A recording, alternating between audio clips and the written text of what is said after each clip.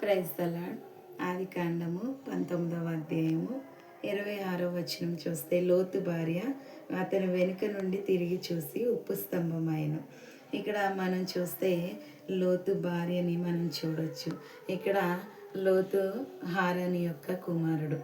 అయితే అబ్రహాం గారితో వచ్చారు వారు. మరి దేవుడు అబ్రహాముని ఆశీర్వదించినట్లు లోతును కూడా ఆశీర్వదించాడు. లోతు ఆశీర్వదింపబడిన తర్వాత అబ్రహాము నుండి విడిపోయారు. ఇక్కడ మనం చూస్తే లోతు భార్య ఏం చేసిందంటే, తను 2 కుమార్తెలు కలిగిన ఆమె తన లోకాశలకు గురైపోయి తన జీవిత కాలం అంతా లోకంతో గడిపింది. 2 బిడ్డల్ని కూడా లోకానుసారంగా పెంచడం మొదలుపెట్టింది. చూడండి, లోతులో ఉన్న ప్రార్థన కూడా దినదినము తరిగిపోతూ, తన భక్తి కూడా తరిగిపోతూ వస్తుంది. చూడండి, దేవునితో అబ్రహాంతో సహవాసం చేసినంతసేపు దేవునితో కనెక్ట్ అయ్యి ఉన్నాడు. కానీ ఎప్పుడైతే అబ్రహాము చెయ్యి విడిచి వెళ్ళిపోయాడో దేవునికి దూరం అయిపోయాడు.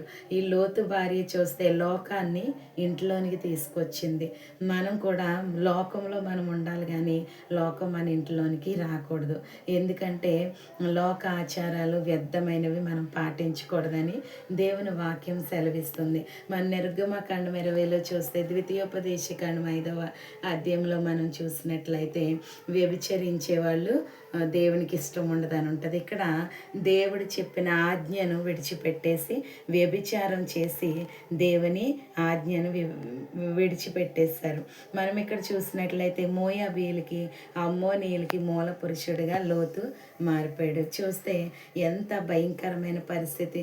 దేవదూతలు వచ్చి వాళ్ళని బయటికి తీసుకొచ్చినప్పుడు కూడా వారు బయటికి రావడానికి ఇష్టపడలేదు. దేవుడు చెప్తున్నాడు, హెచ్చరిస్తున్నాడు, ఈ దేశం అంతా పాపంతో నిండిపోయింది, నేను నాశనం చేస్తానని చెప్పినప్పుడు కూడా వాళ్ళు గ్రహింపు లేకుండా, దేవుని మాట వినకుండా, దేవునికి లోబడకుండా ఇష్టానుసారమైన జీవితం కలిగి తమ జీవితాలని వారు నాశనం చేసుకున్నారు.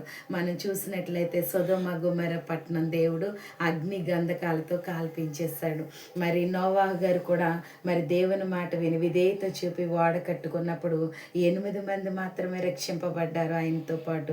ఇక్కడ లోతు కూడా మనం చూస్తే తను చేసిన ప్రార్థన, విజ్ఞాపన, దేవునితో సహవాసం అన్నీ కోల్పోయి తన 2 కుమార్తెల్ని లోకానుసారంగా పెంచి, లోకం కొరకు పెంచి, లోతు భార్య కూడా ఉప్పు స్తంభం అయిపోయింది. వెనక్కి తిరిగి చూసిందండి. దేవుడు చెప్పాడు, నువ్వు వెనక్కి తిరిగి చూడొద్దంటే లోకం ఏమైపోతుందో, నా ఇల్లు ఏమైపోతుందో, నా ధనము, నా ఆస్తి అని వెనక్కి తిరిగి చూసినప్పుడు తను అక్కడ ఉప్పు స్తంభమైంది. నేటికి మనం గుర్తు గమని చూడొచ్చండి.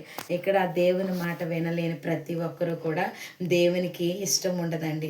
ఎవరైతే దేవుని మాట వింటారో, దేవుని కొరకు నిలబడతారో, దేవుడు చెప్పిన పని చేస్తారో వారి ధన్యులు. దేవుడు వారితో ఉంటారు, వారితో మాట్లాడతారు, వారితో సహవాసం చేస్తారు. దేవుని హస్తం మనకు తోడుగున్నప్పుడు ఎంతగానో ఆశీర్వదింపబడతామండి. ఏది ఉన్నా లేకపోయినా మనకి దేవుడు తోడుంటే చాలండి, సమస్తము మన చెంతకి దేవుడు నడిపిస్తాడు. ఈ రోజుల్లో కూడా లోకాశలకు గురైపోయి లోకాన్ని ప్రేమించి శరీరాశలు, నేత్రాశ, జీవపు డంబంతో అనేక వేల మంది బ్రతుకుచే ఉన్నారు. ఇక్కడ చూస్తే తమ కుటుంబాలు నాశనం చేసుకుంటున్నారు, బిడ్డలు నాశనం చేస్తున్నారు, సమాజాన్ని కూడా పాడు చేసేవారుగా ఉంటున్నారు. మరి దేవుని రాకడ అతి సమీపముగా ఉంది. ఈ లోతు భార్య మనకు గుణపాఠం కావాలి. చూస్తే మనం పతనానికి కారకురాలైందండి. వెనక్కి తిరిగి చూడొద్దంటే చూసింది. ఈ రోజుకి కూడా మనం తన్ని అక్కడ చూడొచ్చు. ఇక్కడ దేవుని మాట వినకపోవడం వల్ల భయంకరమైన నష్టాలు మనం తెచ్చుకుంటూ ఉంటాం. దేవుని మాట విని వాటి ప్రకారంగా నడిచే వాళ్ళే ధన్యులని దేవుడు సెలవిస్తున్నాడు. మరి మనం కూడా దేవుని కొరకు నిలబడాలి. లోకం వైపు చూడకుండా, మనుషుల వైపు చూడకుండా దేవుని కొరకు చూసి, దేవుని వైపు చూస్తూ ముందున్న పరుగు పందెంలో మనం ఓపికతో పరిగెట్టాలని కొన్ని మాటలు దేవుడు దీవించునుగాక. ఆమేన్.